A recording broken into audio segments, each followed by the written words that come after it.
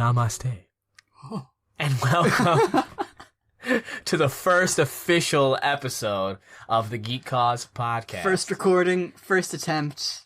Definitely haven't done this before and accidentally lost a file. That didn't happen.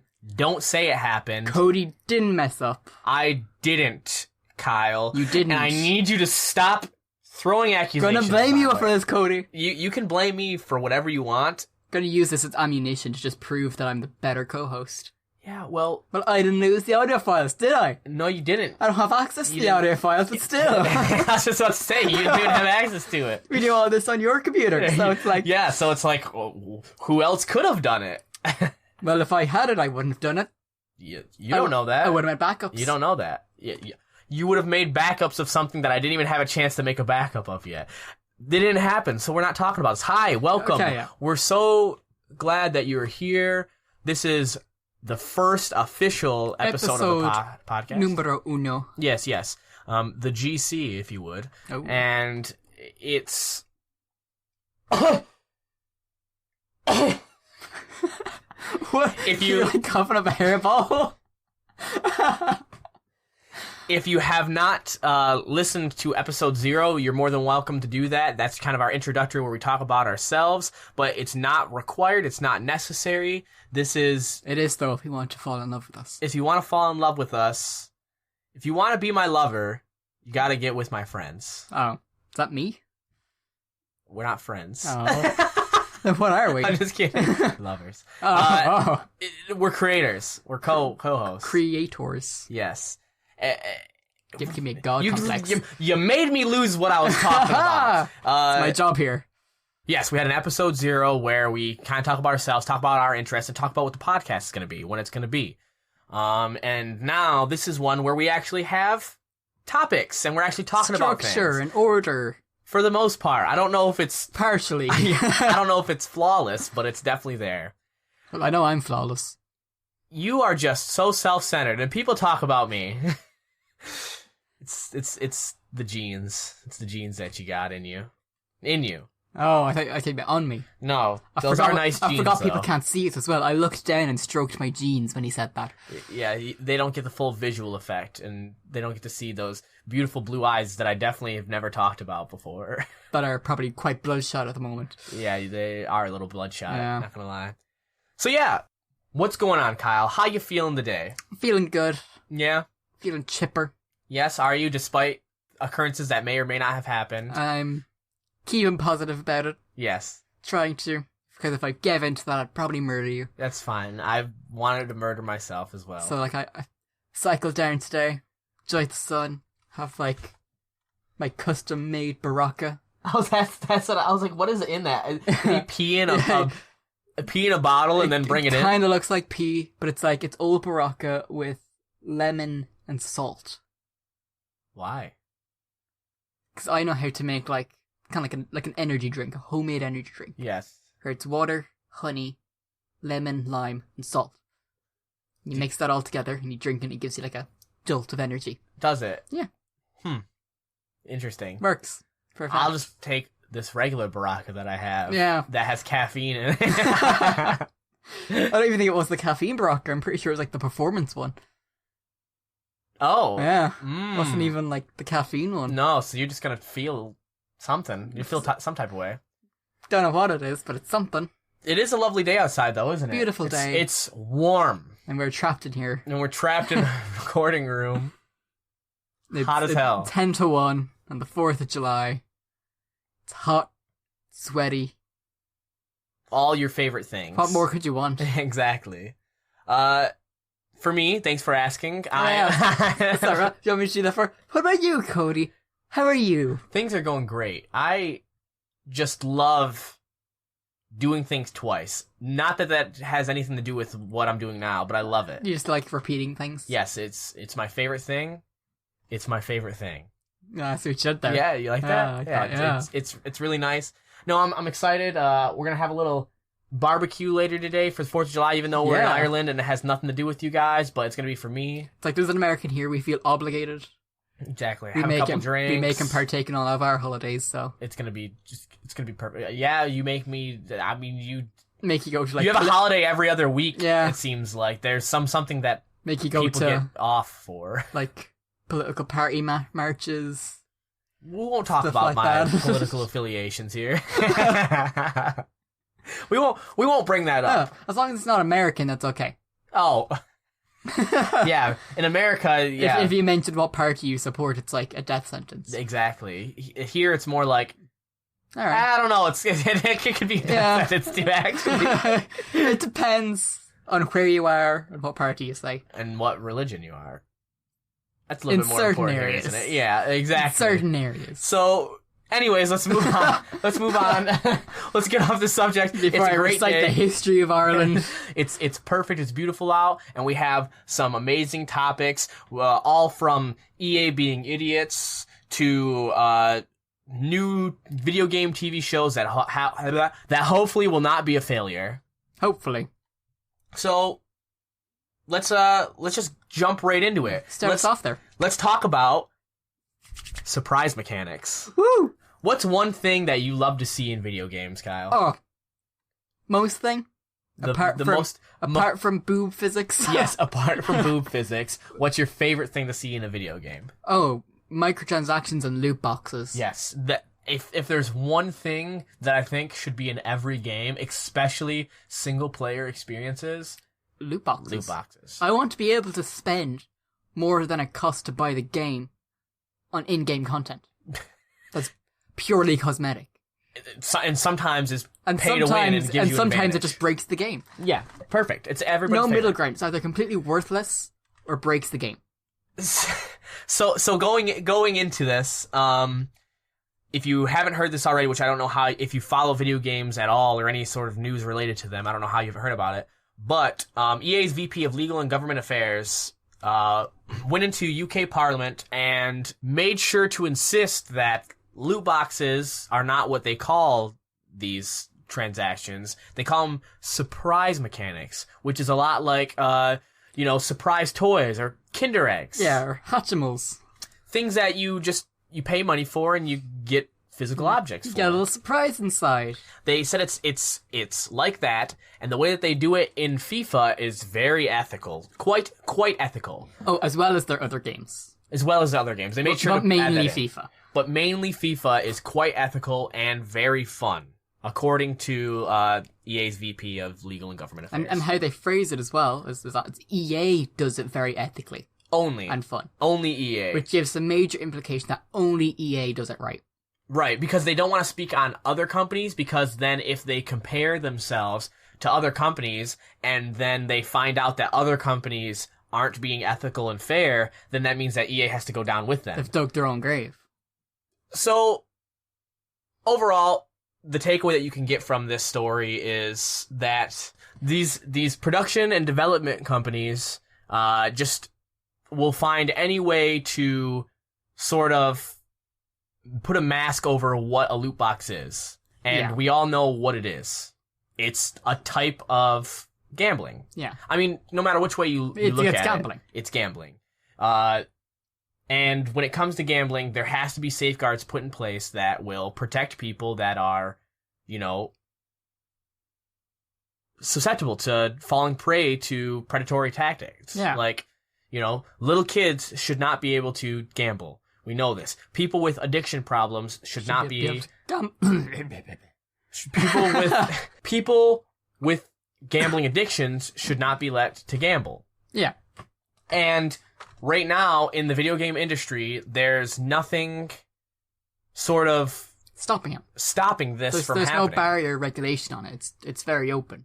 And you can say as much as you want that it's free up to them. They don't have to decide to do it, or parents should be watching what their kids are doing, but these things happen anyways. Yeah, they happen anyways. And in some games, you do need them. Like, FIFA's their main example, but to have a good team in FIFA, you need to be buying and opening packs to get better players. Otherwise, you're playing tons and tons of games to just hope that You get a pack. something will happen where you get a pack. And you're making it so there's a way bigger incentive to spend money than to just play the game. Yeah. And, there's nothing inherently wrong with loot boxes in that sense, But the fact that there's nothing in place to stop people from just, buying their whole life, spending money on this, you can spend as much money as you want if it's there on these loot boxes. There's nothing saying what the odds are of getting something. So if you're buying 10 loot boxes or surprise mechanic, holders, I don't even know what you would call it. If it's not loot boxes, surprise mechanic holders. Just be surprise mechanic. I don't know how you'd even insert that into a sentence. I don't know either, and I'm not going to try. So if you're going to, have those there, and you buy 10 of them because you're hoping that you'll get this really cool skin or this really good soccer football player, well, you don't know the odds, so you think 10 should be enough to get you where you're getting. Well, guess what? No. You've got nothing from it, and you don't know what it is, and so you keep buying and you keep trying to go for it, you keep trying to do it, and you're not getting what you want, and you're wasting all this money, and then you come to find out, well, the chance of getting, Ronaldo is 0.000000001%. Well, you would never try to go for him then if that was the case, because you'll never get him.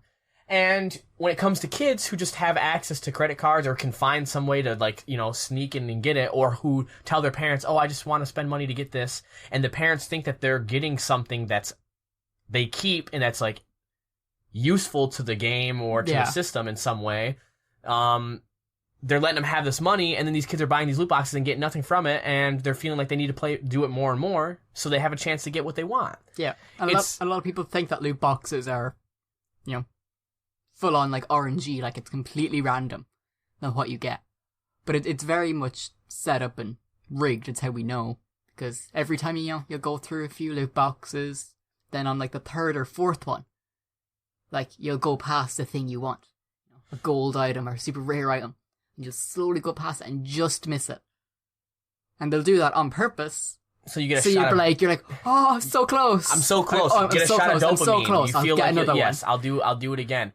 And, you can say it's all about what people allow themselves to do and whatever, but there's regulations when it comes to casinos. There's regulations when it comes to... anything, really. Anything that involves gambling, because, yes, those things are rigged too, but there's things that you have to follow and procedures that's involving, actual money where you get just a chance to get money. Yeah. You know what I mean? Where this is, you're paying for something as if it's a physical item that you're going to be getting, but you don't. And you could technically get something where it's a duplicate of everything, and you get nothing that's useful at all in a pack. And the way that these, video game companies are trying to justify it is they say it's like buying Magic the Gathering cards. It's like buying baseball cards. It's like getting toys that are, like the Hatchimals or whatever. But at least in actual card packs, there's a guarantee, okay, you're gonna get 15 basic cards, 3 item cards, and then 2, rare cards. Right, 1 or 2 rare cards, or you have a chance at getting a mythic rare, or you have, you're gonna get uncommon for sure, at least 1 or 2. If there's packs you could buy, if I buy this pack, it's guaranteed to have 5 with this type of card in it. Yes. No matter what. And then also, once you have those cards, they're there. They're physical. You can trade them for other cards that maybe you need or people want. You can sell them. You have a physical object or some sort of manifestation of an object where you're able to do different things with it.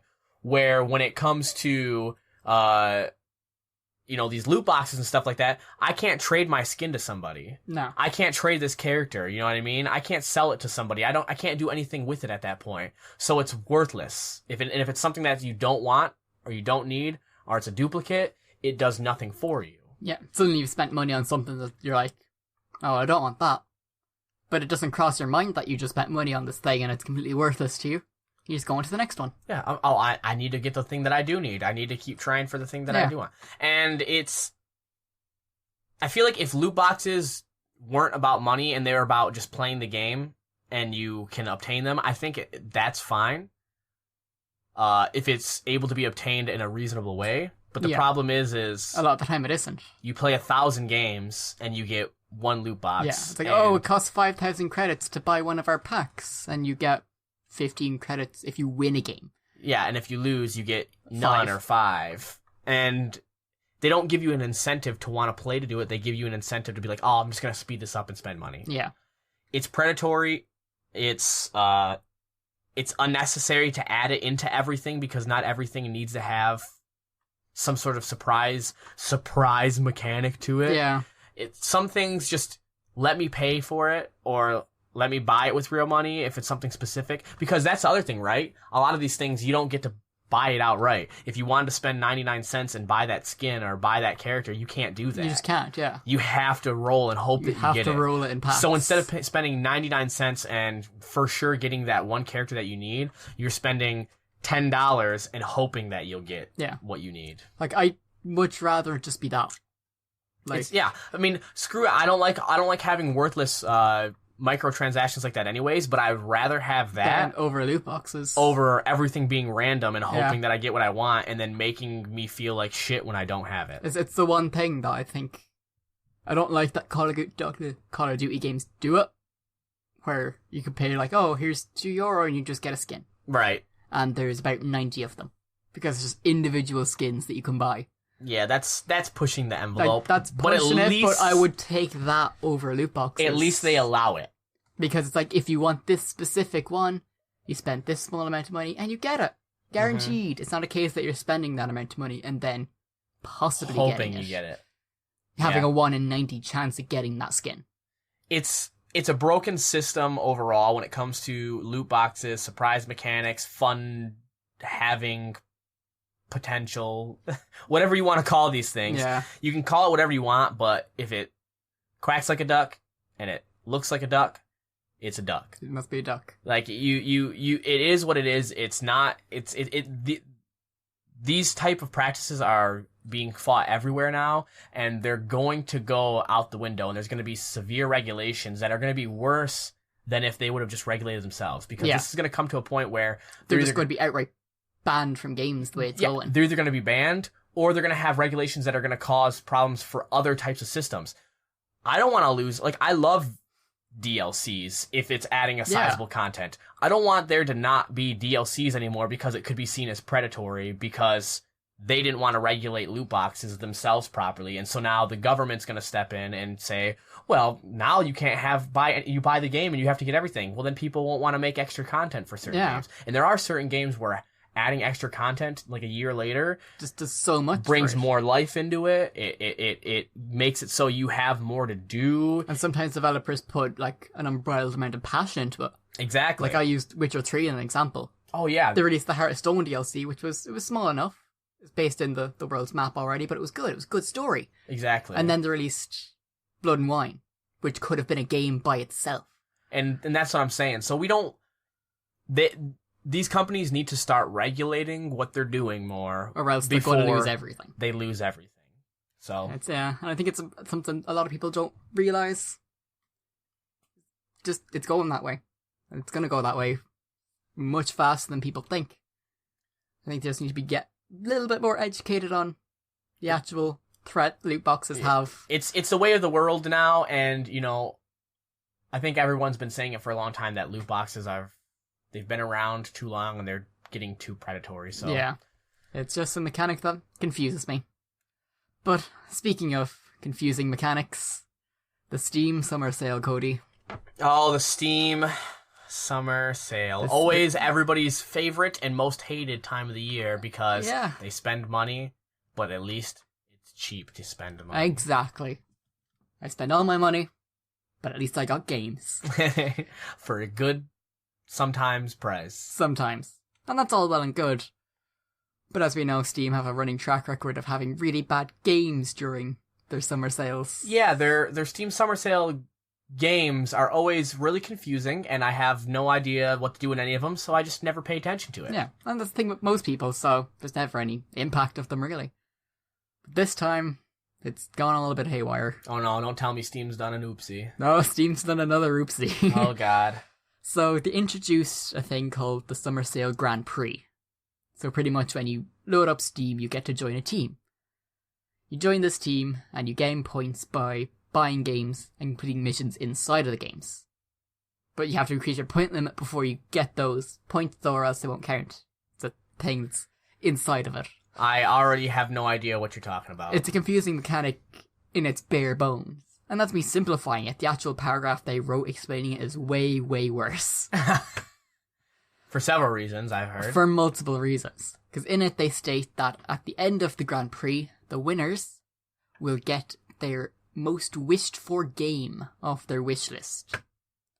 Now, a lot of players took this as they'll get a random game off their wish list.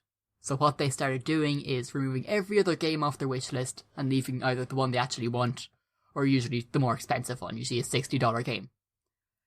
This has led to a massive drop in wishlist markings for a lot of indie developers, and they're kind of having a bit of a freak out.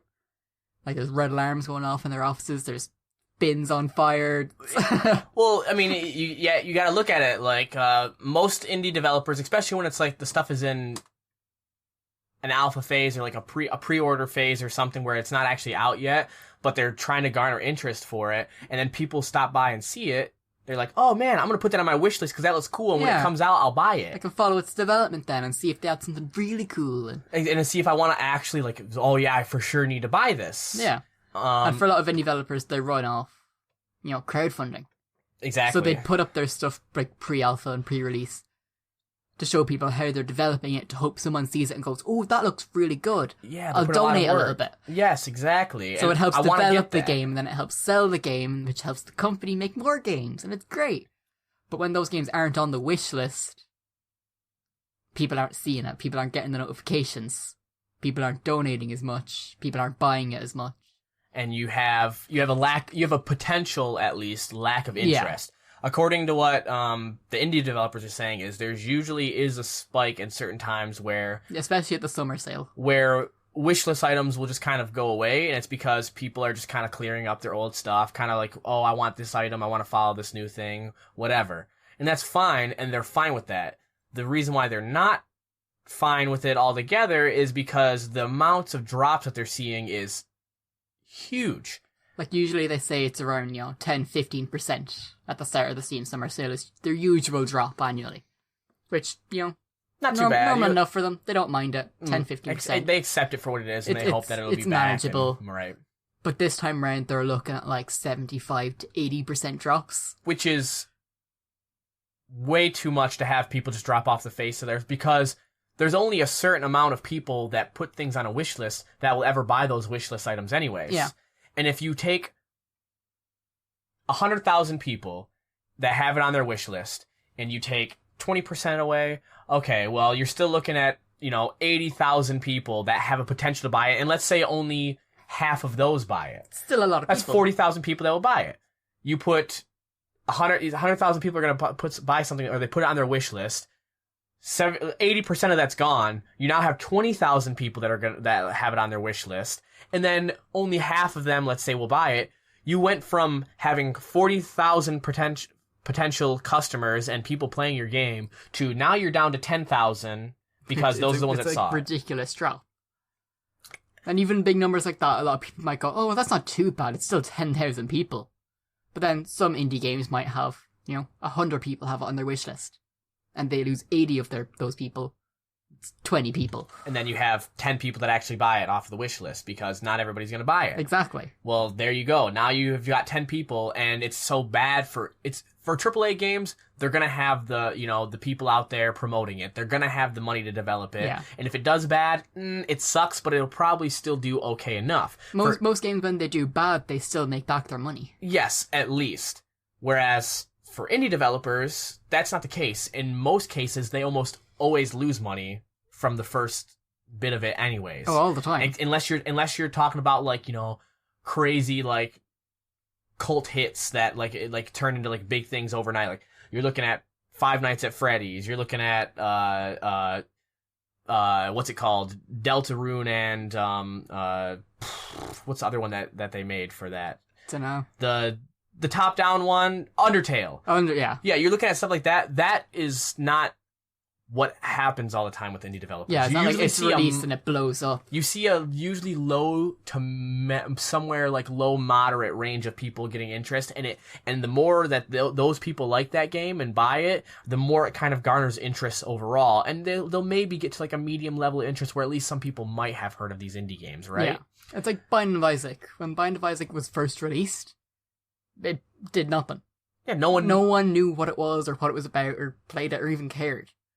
And a few people started playing it, and then a few Notable YouTubers people, started yes. playing it.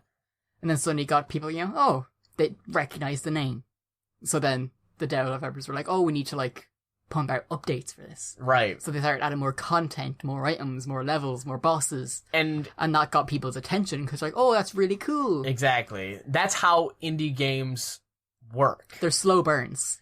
Yes. They have to build to what popularity. To a point that, like, and sometimes it can take years, if ever. Yeah. So to have Steam release confusing rules to make it so potential customers are just being dropped off of their, their wish lists of their game and following it and seeing updates, it's a big hit because a lot of those people will not return back to that page and be like, oh yeah. Most of those people got onto that because they were just browsing and they happened to see that game was there and they liked the development process, but they may never see that again. Or by pure luck, your game just happened to be caught by Steam's algorithm and was put on the front page for an hour, and you're like, oh, exactly. Soon I got this spike of wishlist ads. This is great. And now it's all gone. And you would think, all right, Steam, just fix the wording and give a little update, and then at least it'll help a little bit. Or maybe if you could, maybe push back some of the deletions that were done. No, Cody. This is Steam we're talking about here. What they did is they just released a little video explaining, oh, it's the game on top of your wish list. Which no one knew that you could even switch around like that. And they released a little video showing you how to move games on your wish list. And that was it. The wording is still the same on the Grand Prix page. So new people who come on are going to do the same thing. Are going to read it and go, oh, well, I'm just going to clear my wish list then. Because they did it almost expecting people who have already done it to undo their work. But who's going to go look for an indie game that's in pre-alpha that you put on your wish list that you might not even remember the name? You might not even remember the name of it. And you don't even know... to go through and to remember all the ones that you had on there, especially if you're the type of person that you put like 50 to 100 on there, you're not going to remember every single one that you put on there, and there's no function in Steam to see what was recently on your wish list or what's in the trash. History option. Yes, there's none of that. So you're going. It's a big issue. Steam needs to just fix how they are presenting the challenge or the game rather, and release an update video and tell people that they this is how you can get certain things back. Make sure you're trying to get these wish list items back, because it's not fair to these indie developers. It's really not, because they do such amazing work. Like some of the indie games that are made are better phenomenal. They're better than some of the AAA games. Yeah, and they just, I feel like over the years they were getting really popular and people were really putting a lot of love towards indie developers, but now it seems like there are certain companies trying to take advantage of these indie developers. And one such example of that is G2A. Good old G2A. A nice, if you don't know what it is, it's basically a website where you can buy video game keys for pretty cheap. Yeah. And, no one knows the exact process behind it, but the way that you're looking at it is it's people who buy keys for really cheap off of sales and stuff like that, and then they resell the keys for a little bit more. They get to pocket the money from that. G2A gets a little percentage cut, and you get your game for cheaper. And you get your game for cheaper, in theory, is how it's supposed to work. Looking at it from the outside looking in, seems like a win for everyone, really. Yes, except for the fact that when these people are buying these games for cheap, they are buying them super, super cheap and in bulk at these moments of time, and then hopefully reselling these games for just a little bit more, and they're getting all the profits from it. G2A is getting all the profits from it, and indie developers are not. They're getting squat. And when you're an indie developer and you're selling your game for $15 or €10, and you have someone selling it for $5 or more, why would anybody ever want to pay that extra $5 or €5? Just doesn't make sense. So, they're buying it off of G2A, getting it for cheaper, and getting keys, which, okay, you could still think, well, it's not too bad. At least, like, these people that are buying these keys are getting them in bulk, and they're still giving developer money. Where then you fall into the issue of, well, not all the keys that come from there are technically legit. You can technically be a reseller on there and sell a key that's already been used. There's no actual guarantee that you're going to get the game key unless you pay G2A extra money to get a guarantee. Which, if you're buying a game for cheaper, why would you spend more money? It just makes no sense. You should just buy it straight from the source at that point. Exactly. So overall, you can say, okay, well, let's just say, even with the game key maybe not being legit, even with these resellers, maybe it makes it look like the developers are having a ton of people play the game and a ton of exposure, but they're not, and it's actually causing them more harm seeing some keys bought at a sale, but then nothing ever bought or played ever again, which is false exposure that doesn't actually help them at all. Even if you put that stuff aside and say, well, at least it's on a website that no one really knows about, like you don't have tons of people going to, and stuff like that. Well, G2A has paid Google to be at the top of their ads when you search for certain video games. And some of those games are indie games. Those are the easiest ones to get up top because indie game developers aren't going to pay for a lot of sponsorship. You know what I mean? Because they can't afford it. Like, Halo Infinite comes out. Even if G2A pays a ton of money to have it more close to the top of the ad, you're still going to see Bungie's first. You're going to see Microsoft promoting it first. It's going to happen because they have all the advertising rights and the money to it, and they can spend all of that. They'll throw whatever money they have at it to make sure that it's at the top. Where indie developers cannot do that. So you have G2A spending this money to get their ads to the top. And so when you Google search these games that you're looking for to get more information on, the first thing that you're going to see is a G2A ad that is unskippable. You can't, for some reason, Google has been not allowing you to remove it from your site. And so now everyone that's looking for more info on this game can see that you can buy the key for $5 instead of $10. That's the first thing you see, and that's detrimental to indie game developers. And what it's causing is the indie game developers are pretty much like, listen, if you buy from that website, we don't see the money. We're getting all the issues from people that buy from that site, and then them coming to us saying that the keys don't work or that they can't, actually activate their key or ABC, which is causing more issues on our end and more time having to be spent on stuff that we can't control. And we'd rather you just pirate the game at that point. Because if we aren't seeing the money anyways and we're getting more issues from people who spend the money on these fake keys or keys that may not work, we'd rather you just pirate the game, play it for free, because either way we're not making money. Yeah. They'd rather you pirate the game, be able to play it, not have to deal with any issues, and then just leave it at that. Just leave it as everyone is square on that front, rather than giving a company like G2A, pretty much any money, really. And it's crazy that, we have people that are actually saying, just pirate my game instead. Yeah, but, I never thought we'd see the day.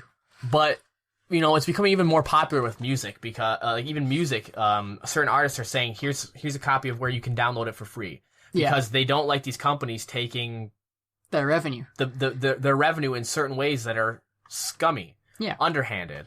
Ways that they don't like, you know what I mean? Like dealing with people that they don't care for. And they're just like, we want to get our stuff out there for exposure. We want to get our stuff out there for people to play and to enjoy. And if you're having issues and you're spending money and we're not going to see the money anyways, what's the point? Yeah. Like artists don't make their money back from their CDs and their music, like albums that they release. They never see money from that. That goes straight to the record companies. Yeah.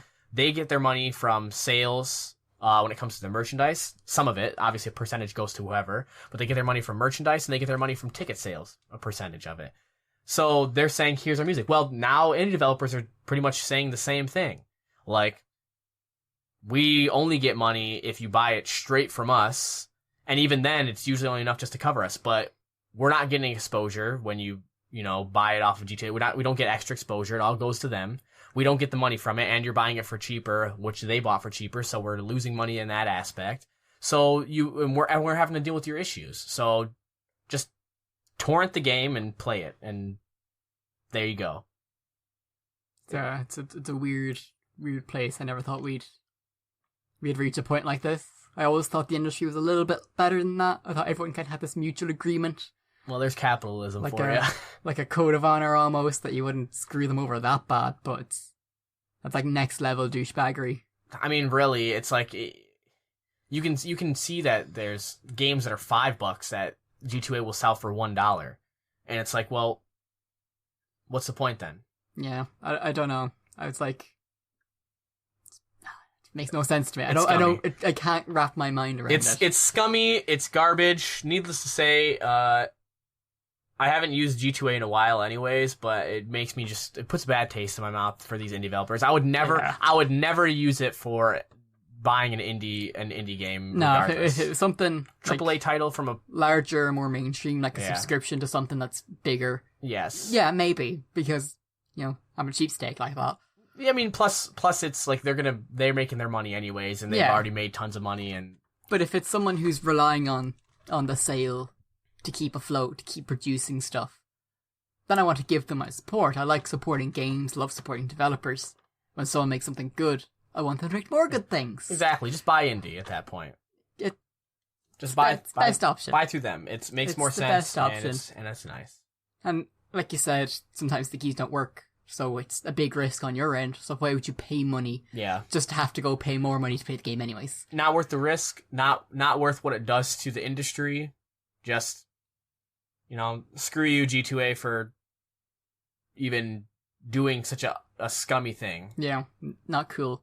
But speaking of having to possibly pay some money to play a game and having to pay more anyways, we get on to the glorious thing that is the Google Stadia, or Stadia, whatever you want to say, which is coming out this fall, if I'm not mistaken.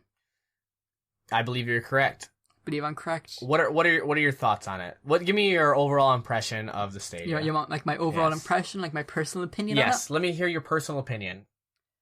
I think it's something that is cool. It is interesting, the idea of streaming games to the degree that they're talking about.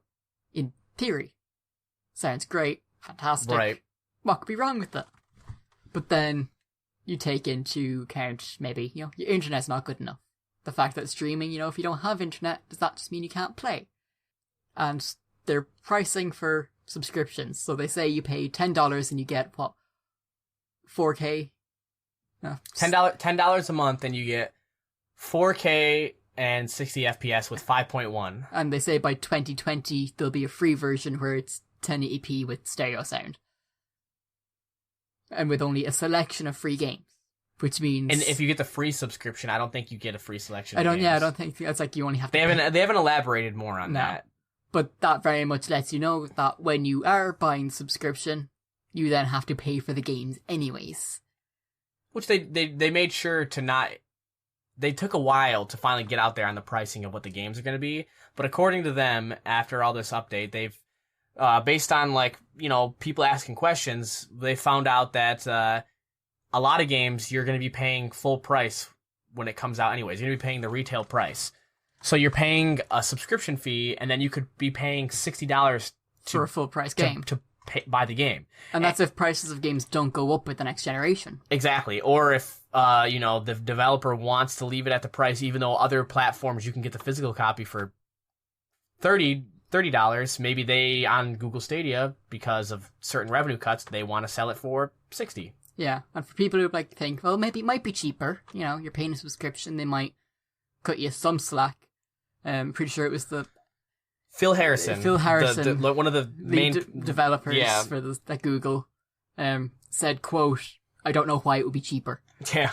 He straight up just said it, that he didn't know why it would be cheaper, so...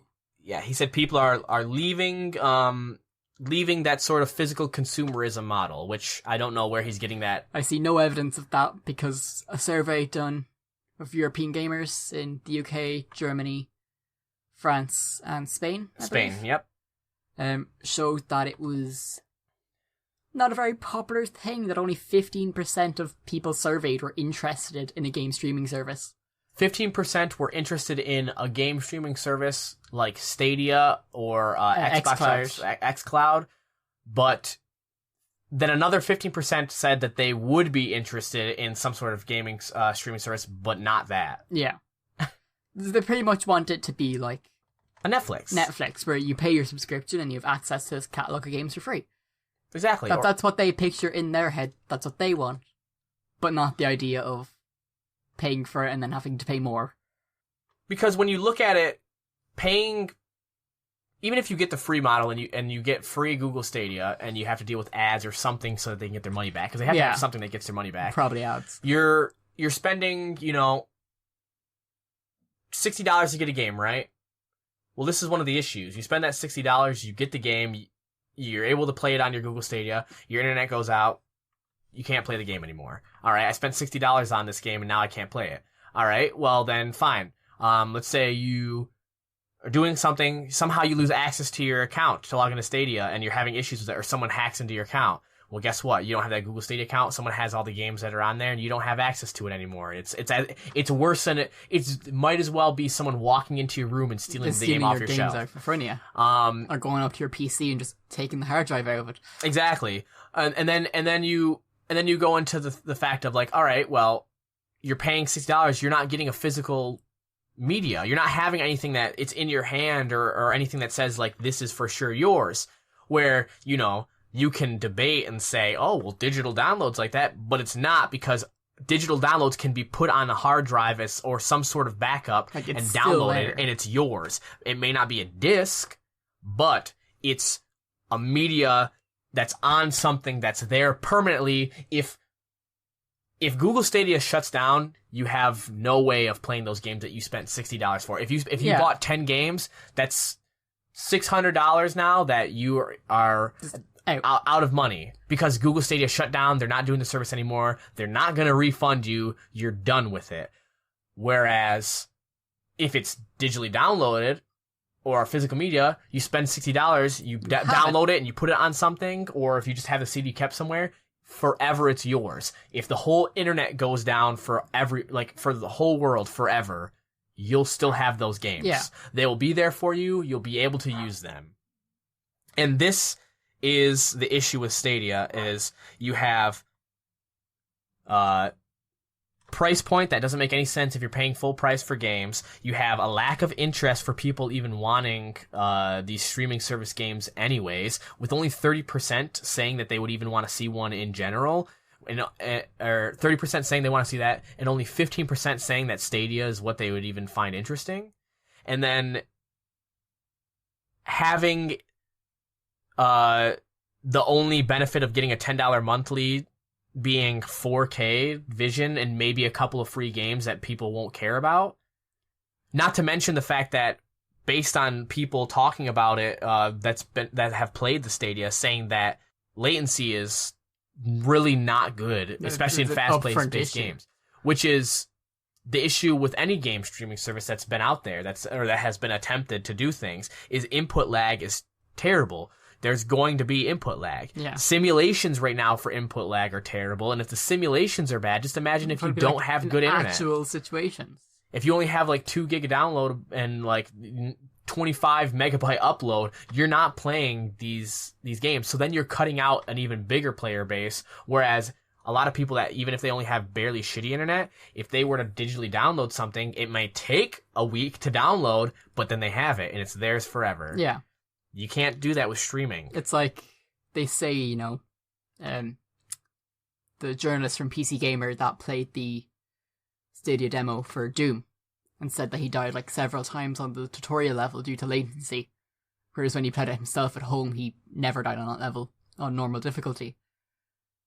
At the bottom of the little screen cap that he had, it said that it was simulating less than ideal. Yeah, less than ideal internet. But if you think about that in a realistic situation, no one's ever going to have ideal internet connection. Not all the time. You're either going to have godly internet connection, where you're constantly sitting on this super high pedestal, or you're going to be like dancing around that less than ideal average kind of area. Exactly. With occasional bigger drops every now and again. And yes, internet's becoming more prevalent, like you're getting into these areas and maybe you are getting faster internet places, but it's still not enough of a population. Out of all of the gamers that exist right now, I don't know what we could even quantify an amount for, but even if you were to say 100 million gamers, just say 100 million gamers, okay? Out of all the gamers right now, how many of them are you, disenfranchising from the rest of them by saying you need to have good enough internet that it'll actually play all types of games perfectly. Yeah. And even if you had 100% uptime with a 10 ms sort of like millisecond response time, that's your best case. How many people have that? I'd say a minority. You're getting rid of probably at least 75% of gamers. Thereabouts. Somewhere around there of gamers. And yes, there are ones that there's a higher percentage of ones that have even less like good internet than that. But I'm just talking about just to get rid of the internet where they can run it flawlessly. Yeah. You're getting rid of 75% of those gamers. And then of those 25% that are left, you're probably having maybe half of them even interested in something like this because of the price points and stuff. So and that gets you in or around to close to about 15%. Ironically enough. Yeah, it's somewhere between, 10 and 15%. And then you take that 10 and 15% and... How many people stick with it? How many people want to stick with it? Or how many people will continue to use it multiple times? Or how many people are going to continue having 100% uptime with no issues whatsoever with their internet? And my question is, how will multiplayer work on it? What if I want to play a multiplayer game? And this is another issue. You go into a multiplayer game, you're playing multiplayer, the internet's being used, you're already using a little bit more bandwidth.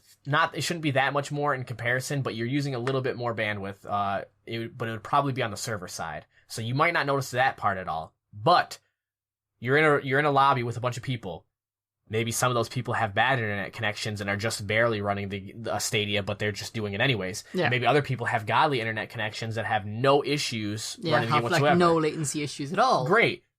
You're playing in that room, you're going to die a million times if you're one of those people that have issues with your latency. Yeah. It's going to be no question you're going to overcompensate for input lag. You're going to have stuttering issues. You're going to have dropouts in comparison to the people that are going to have no issues, and you're going to be bad at that game if it's like a PvP type game. And that's the issue with latency. If it was straight up lag, it's something that's a bit more bearable. Because I remember back in the day, playing Modern Warfare 2 or something like that. You get into a lobby and the host has really bad connection. You get some lag spikes once in a while. Everyone's lagging about the place. Fine. But it's even. Who's getting oh, I'm lagging, but I still got a kill on that guy and he's pissed off because he was lagging, I didn't even see him.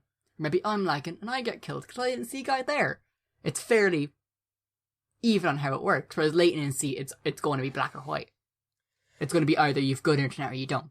And you have it or you don't. And when you're all playing together, you know what I mean? If it's based off of a server of, a different type of server altogether, or, what's going on, you all won't have that lag being pushed against each other. It would be individual, latency issues where one person would be skipping around having issues and the other person wouldn't. Because if it's not based on a host of that one person, it's based off of just a simple server. Yeah. So you have someone with a clear advantage. Yeah. It gives a clear advantage to the person with the better internet.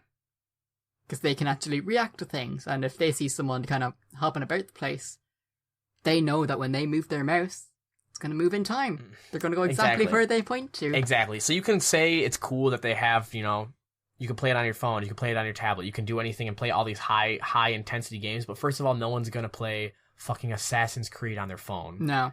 Nobody will. No one will play on their tablet. Especially not Odyssey. Especially not Odyssey. No one wants to play these certain types of titles on these platforms anyways. And so the only kicker that you have to it are make sure that the games that people do want to play are going to be able to run correctly. But if you can't do that with decent internet, or with at least okay internet, if that's not enough to make it happen, it's never going to catch on. It'll sink before it even gets to float. And I'm really, that's kind of where I stand, is I don't think the Stadia is going to be bad, but I don't think it's going to have the popularity that they are hoping for, and the amount of effort that they're throwing in trying to make it stick is a waste of resources. Yeah. In my opinion. Little side detail. Xbox said, before they did their announcement for the next-gen console, said that they were developing 2 consoles. That there was going to be 2 next-gen consoles at release. One was going to be their flagship, it was going to be their run-of-the-mill next-gen console, what you'd expect from it. And the second was going to be a cheaper, like, budgeted version that would focus on streaming. Like streaming games like Stadia. But they scrapped it. They said they weren't going to do it anymore and they were just going to focus on the one console. So some people are taking it as that, oh, Microsoft are already handing over this word to Google. But I kind of see it as maybe Microsoft are kind of looking at Stadia and going, how's that going to work, right? And we were developing stuff and we were seeing that it wasn't getting the type of reaction that you want. Why spend $200 on something that is going to be so dependent on your internet connection when you can spend $400 and have no issues? You know, I'd rather buy the next generation Xbox and pay a subscription to Game Pass. Yeah, there you go. And have those games downloaded onto my hard drive, and I can play them anytime, as long as on my Microsoft account it says that my Game Pass subscription is up to date. Exactly. It's whatever you're trying to cut out from not needing certain specs isn't going to be worth the hassle of the internet. And in talking about that, when it comes to specs, the next gen specs are going to be amazing anyways. Yeah. So if you really can't afford a PC, like a standard PC to build, these next gen consoles are PCs in their own right. They're just as good. So, I don't know if anybody has seen, you know, obviously you had to have heard about some of these specs for the new PS5 and the Xbox Project Scarlet, what it's called now.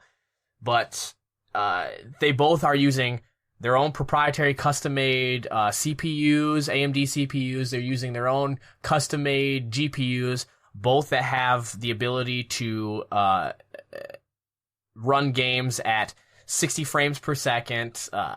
So far, it's Xbox has a little bit more information out. It's supposed to be able to run games at 8K, 60 frames a second, which no one's going to use 8K, so that part's irrelevant. No. But I think they said 60 to 120.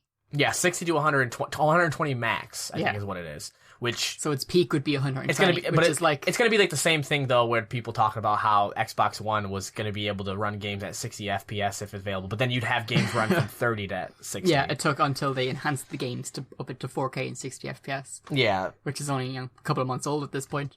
So they're basically gonna be like nice little like mini computer boxes that it's gonna be cool for the people that don't want to go out there and have to build their own computer.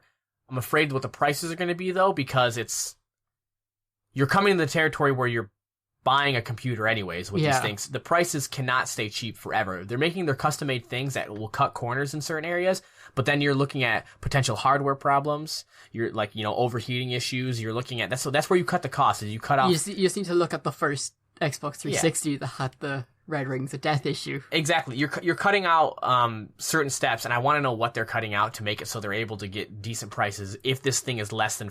So you have a GPU that is comparable to a GeForce RTX 2070, which is about as high as you can go right now with a graphics card. I mean, you don't get much higher. A 2080...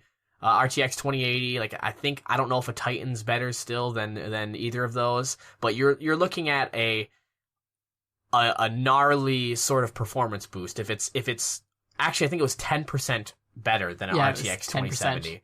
That's nuts. GDR 6 RAM. So I mean, having and solid state drives as well. Yeah, and solid state drives. The price of this is going to be nuts. The amount of hard drive space is going to be little. I hope people understand that. Solid state drives, the bigger space that you have on there, the more expensive it is by hundreds of dollars. 120 gig solid state drive is in and of itself is like anywhere from like $100 to $200, I think. Yeah, like there's multiple analysts trying to figure how much it's going to be, because obviously if you're the analyst, you got closer to it, you're going to be more respected when it happens. Right, right. But it's currently ranging from people saying it's going to sit at around 400, which is the most common one at the moment, saying that it's not going to increase that much. Good job. Because they don't want to try alienate people who can't afford it. But on the other hand, people are saying that it could dance around the 800, 900 mark. Looking at the specs, easily it could hit 800 to 900. No one will buy it. No, that's what I mean. That's how I think they're going to go lower with it anyway. Because they never make money on consoles anyways. Yeah. But I think, though, to sell this for 400, you're losing a lot of money. But then again, we don't know how much money they are spending on producing it. We are looking at the cost of these things and saying it is a lot, but how much of it is done in-house? But even if you're looking at an in-house production... Because you have to remember, these companies, Microsoft and Sony, they make all of these products themselves anyways. Right. And it's, proprietary, like, custom-made chips and stuff like that, so you're cutting costs of not buying the actual, like, brand and chips itself, but the cost of production for that type of power, if you want it to actually be good quality... producing it, it has no choice but to be expensive at that point, because having that type of power in something like that and making sure it works fine is expensive. Plus the development hours going into researching to make it work. You can say, oh, well, they're cutting price by not buying these type of, like an actual GTX 2070. They're cutting costs by not having to buy an actual one of those. But guess what you're doing? They still have to develop their Frankenstein monster that they put inside it. Tons of money to this developmental research to try and get something working, and the tech people for it. So, it could go either way, really. It's going to be interesting to see what they go. I'm waiting. Before I talk any more on it, I think I really need to see the price. I need to see what the price is that they're going for, and I want to see actual performance happen. Yeah, I want to see actual gameplay. I want to get a price. Yeah, because, they're talking about with, like, the PS5... people that have seen certain things of it start up, and like the Xbox, the game, like Spider-Man for the PS5, they're saying that they saw loading screens less than 3 seconds. Yeah, they did a demo for you. There's actually a video online you can find. And it's like, that's cool, but I want to see this actually going on, and not just a system that's made to do that. Not like, oh, here's a showcase that we've designed this with system a game put on it. But there's literally nothing inside of this box other than, stuff to load it. Showcases mean nothing. I've seen showcases for when the Xbox 360 came out saying all these graphic, like, crazy updates that they're going to be able to do. That didn't happen. And there's tons of slowdown and issues with that. Same with the PS3 and the PS4. And the Xbox. Gotta look at Apple back in the day. Yeah. Where, like, the first time, I think it was the Macintosh they showed, it actually didn't work. The computer wasn't finished. There you go. That's I think more and more companies are going back to that model of just, like, they think that it's going to be okay to just not make something that doesn't work. Yeah. But just make it come across that it does. Yeah. What's the point? No point in it. So, yeah, I'm looking forward to see what more information comes out on that.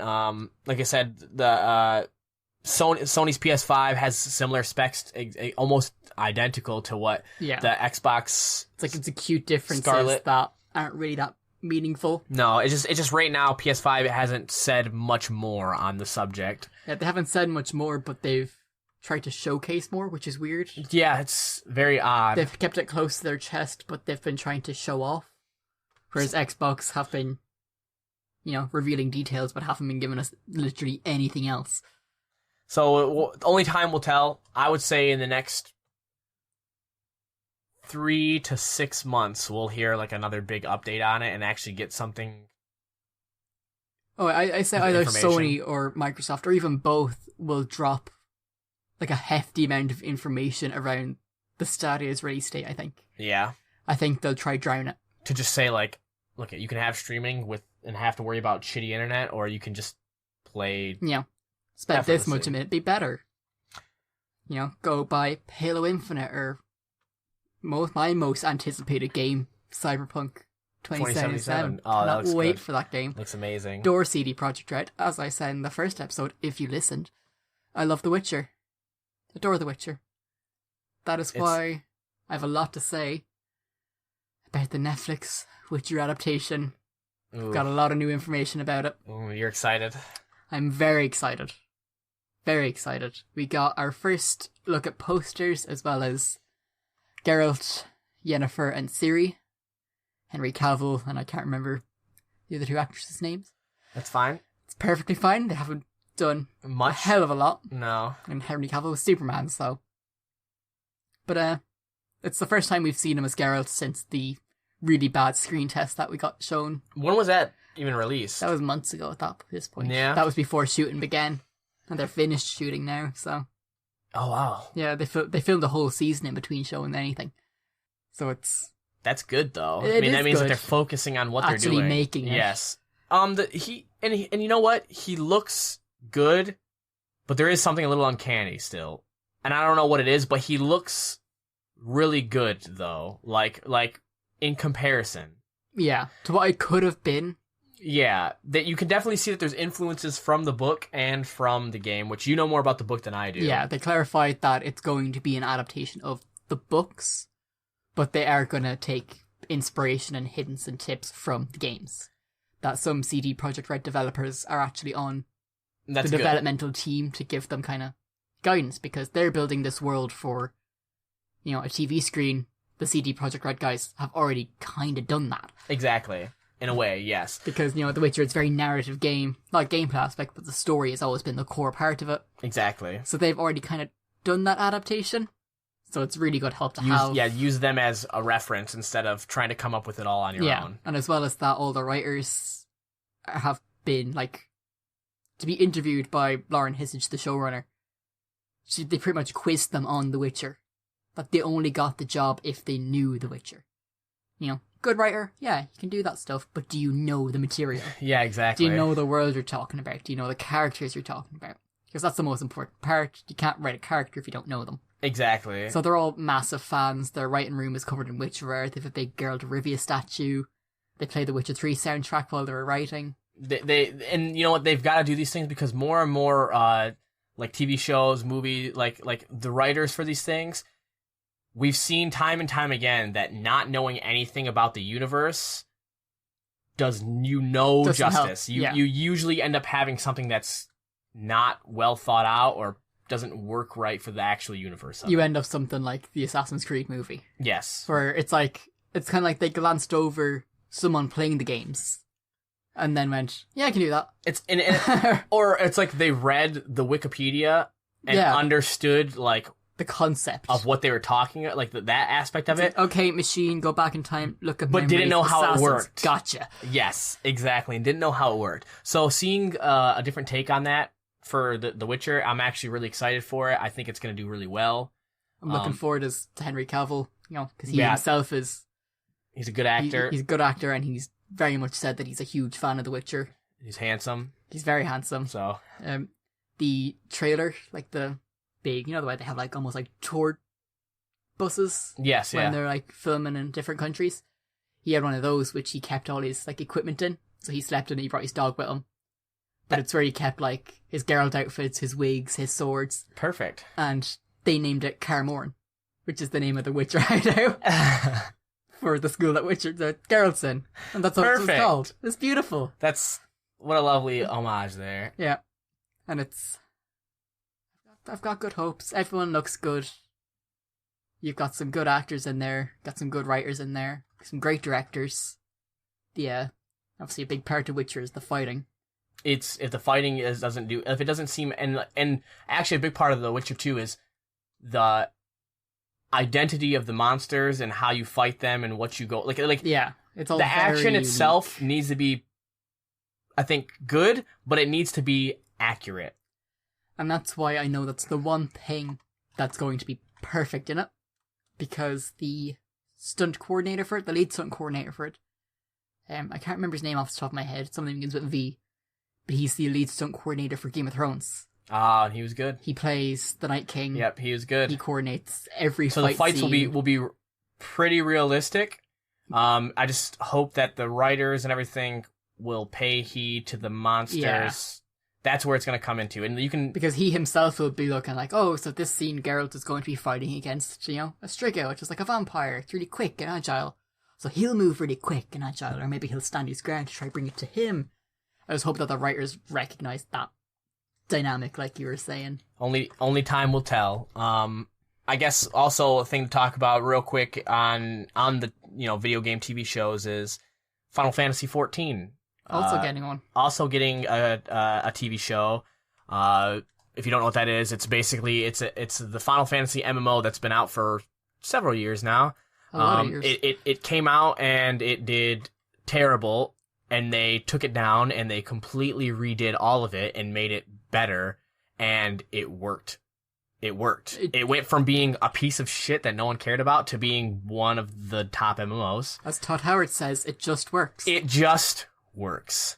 But they're making a show for it, and it's got the same production company as the production company on The Witcher. Yeah, Hive Mind, yeah. I think is what it's called.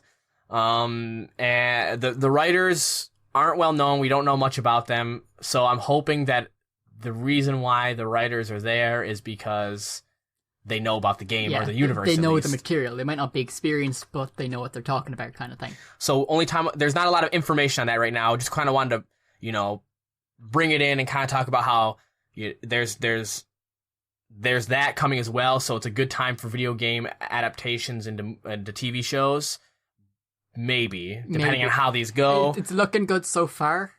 The writers on Witcher are good, the directors good, production team good from what I've heard and seen. Like Witcher's been greenlit for a second season, and now they're making a Final Fantasy one, so things must be going well on the set of The Witcher. And so it gives me hope that the Final Fantasy one, the writers should be good enough. There's no announced directors, so I'm hoping that they're looking for someone that's actually going to give a good scope to what's going on. And then the production team, we know it's going to be working with The Witcher, so they know that they're going to have some sort of knowledge. Yeah. So they might be waiting to try steal some directors from Witcher. That's true. Maybe in between. So while Witcher is being written, downtime between season 1 and 2. Yeah, I don't doubt it. They'll probably do that. So they're probably working an on-off thing. So and if that's the case, Witcher, it'll be good. Final Fantasy, Witcher, Final Fantasy. I mean, they're both fantasy settings, so yeah. So we'll see what happens, but we might know sooner or later though, because something I did know the first time we recorded this. I mean, this is the first time. This is the first time. The Witcher has announced that they will be at San Diego Comic-Con, that they're going to have a panel. Oh. The Witcher TV show is set to release this fall. Oh. So we're more than likely going to get a trailer. So yes, that'll be a good tell for what's to come, and it'll be a good idea on what Final Fantasy might have. They might have a little bit more in store for that as well. Exactly. I am excited. So am I. I think that's the podcast. I think that is the podcast. I think that's the podcast. It's getting really warm in here. Very warm. But sweat stains. We've had a great time. Oh, fantastic time. For it being the first and definitely not the second time, it actually came out pretty well, I think. This is the first attempt. This is us, but like the first time jitters and all of that stuff. Yes. Totally not the second round time. But honestly, guys, we really hope that you enjoy this episode 1. If you listened to episode 0, thank you so much for listening to that, and hope you like that as well. If you've listened to both, I appreciate you extra. Yeah, that's true. We love you +1. Yeah. We want your feedback. We want to hear what you guys have to say. Please leave us comments. Send us messages. Let us know if you have any questions that you want answered. Feel free to message us about literally anything. It doesn't have to be about topics or just criticism. If you just want to message us to say some random stuff, like you're sad you didn't talk about Tifa's boobs, then do that. And you know what? We'll respond. We will respond to that. We're looking forward to doing this. I don't know if we said it in this. I know we didn't say it in this podcast, but we did say it in episode 0. But we're going to be doing this every week, every Friday. It's going to be posted on YouTube, iTunes, Spotify, Google Play. It'll be posted at 5 p.m. Irish Standard Time or 12 p.m. Eastern Standard Time. You're going to get this every week, no matter if you want it or not. It's going to be there. And we hope that you guys enjoy it. Thank you so much for any support that we've gotten so far and any that you're going to give. We appreciate you. If you enjoyed the podcast, feel free to follow us on our social medias. Facebook, Twitter, Instagram, soon to be Snapchat. It's literally just the Geek Cause on for all any of those. You just Google at the Geek Cause and you'll find it. And we'll talk to you guys next week. Thank you so much. We love you. Goodbye. Bye. Bye.